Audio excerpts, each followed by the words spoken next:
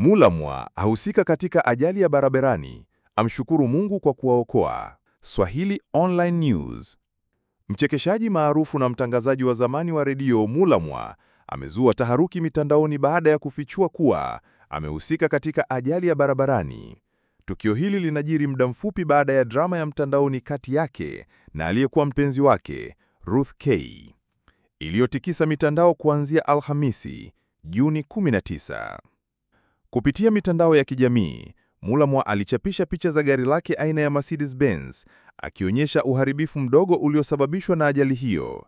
Picha hizo zilionyesha mikwaruzo kadhaa na nyufa ndogo, huku boneti ya gari lingine aina ya Toyota likiwa limevunjika, ishara kuwa ajali hiyo ilihusisha kugongana kwa magari mawili.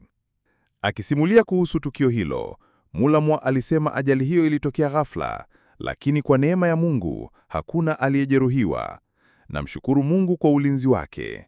Ilikuwa ni ajali ndogo, lakini ingetokea tofauti, aliandika. Tukio hili limefuatia hali ya sintofahamu ya mahusiano yake, ambapo yeye na Ruth K waliingia kwenye mabishano ya hadharani, wakifichua picha na taarifa binafsi. Katika mojawapo ya matukio hayo, Mulamwa aliomba arudishiwe meno ya bandia, jambo lililozua mijadala mikali mitandaoni. Wafuasi wake wengi wameonyesha mshikamano naye, wakimtia moyo aendelee kuwa imara. Wengine wamependekeza apumzike kidogo kutoka kwenye drama za mitandao na kuangazia afya yake ya kiakili. Kwa sasa, Mulamwa yuko salama na anaendelea na shughuli zake za kawaida, huku akiwashukuru mashabiki wake kwa maombi na upendo. Swahili Online News.